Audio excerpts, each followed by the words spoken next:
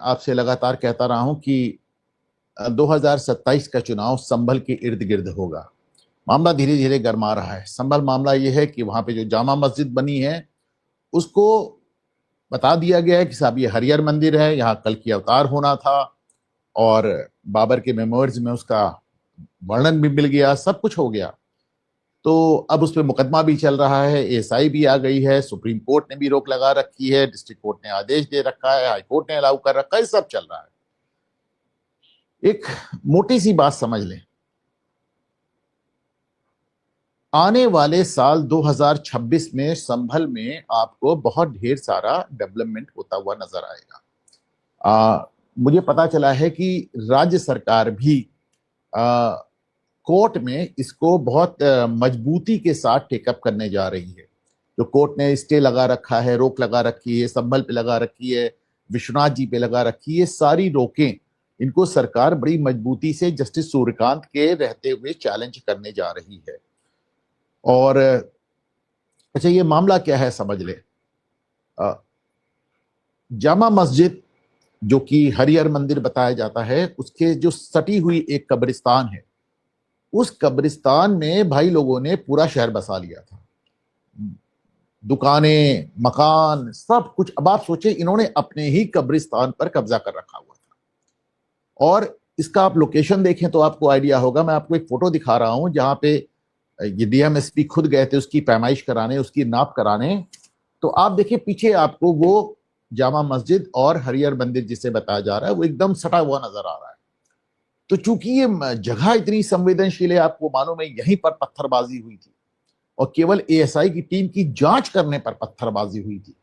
लेकिन वो योगी सरकार ने उसको ऐसा नजीर बनाया, एक ऐसा उदाहरण बनाया कि देखिए, उदाहरण से मुझे याद आया, मायावती सरकार बहुत सख्त मानी जाती थी और सख्त थी भी, लॉ एंड ऑर्डर के मामले में बहुत सख्त थी।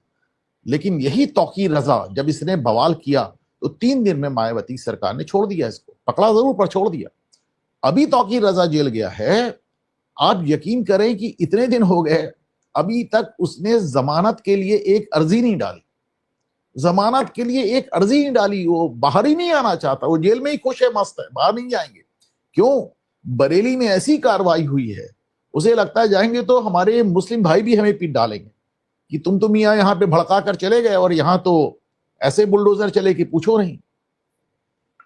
तो संभल में जब पिछली बार पत्थरबाजी हुई थी, केवल मामूली से एक दौरे पे, सिर्फ दौरा करने गई थी टीम और आपने पत्थरबाजी, ऐसी पत्थरबाजी कि फिर उसको ऐसा नजीर बनाया गया कि आज संभल की उस जामा मस्जिद से सटाकर बुलडोजर चलाने की बात हो रही है, पूरी पैमाइश हो गई है और एक मुस्लिम सामने विरोध के लिए नहीं आया, जबकि उसमें सैकड़ों लोग रहते हैं, सैकड़ों हजारों लोगों की रोजी रोटी है वो।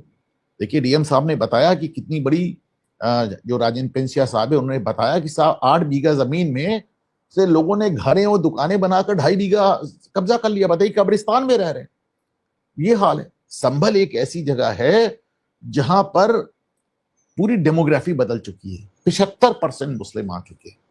70% तो मैं बता रहा हूं 2011 की जनगणना से, अभी 75 हो, 80 हो, जो भी हो।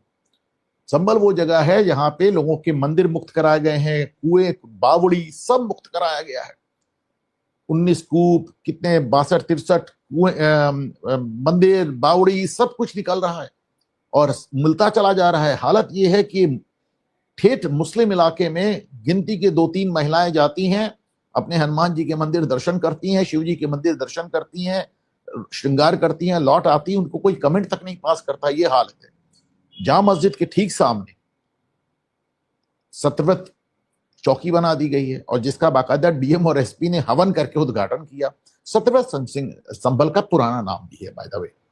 तो इस तरह का वहां पे एक माहौल क्रिएट किया गया। आज भी मैं देख रहा था कि ये जो सतव्रत चौकी है, इसी से ड्रोन उड़ाए जा रहे थे और ड्रोन उड़ा के पूरे इलाके में निगरानी की जा रही थी। तो ये कोई मामूली बात नहीं। आपको मैं एक एग्जाम्पल देता हूं। राजस्थान में मस्जिद के बाहर रोड पर रेलिंग जो लग रही थी उसको पुलिस ने हटाने का प्रयास किया तो उन्होंने 8 पुलिस वालों के सर फोड़ दिए, उनको भर्ती कराना पड़ा। सड़क पे लगाई रेलिंग को आपने छूने का प्रयास किया तो राजस्थान में इतना बड़ा कांड हो गया। अभी तक कोई बुलडोजर उलडोजर चलाओ मैंने तो नहीं देखा। और यहां पर अच्छा चलिए, ये तो दुकानें साफ की जा रही, इसके पहले योगी ने क्या किया था? इसके पहले उन्होंने कहा था कि तुमने सड़क कब्जा करके कब्रिस्तान बना लिया, वहां पे लोगों को दफन कर दिया। उन्होंने कब्रों को मटिया मेट कर दिया, सड़क खाली करा लिया। पिछली बार तो उन्होंने पूरे कब्रिस्तान भी बुलडोजर चला दिया था। और आप देखें, पत्थरबाजी तो दूर की बात, विरोध का एक स्वर नहीं। पत्रकार जाते हैं, लोग टीवी कैमरे पे कुछ बोलने को तैयार नहीं होते। ये खौफ है। और ये खौफ वही है जो योगी कहते हैं, एक मौलाना भूल गया था शासन किसका था। योगी जो कह रहे हैं उन्होंने करके साबित कर दिया है।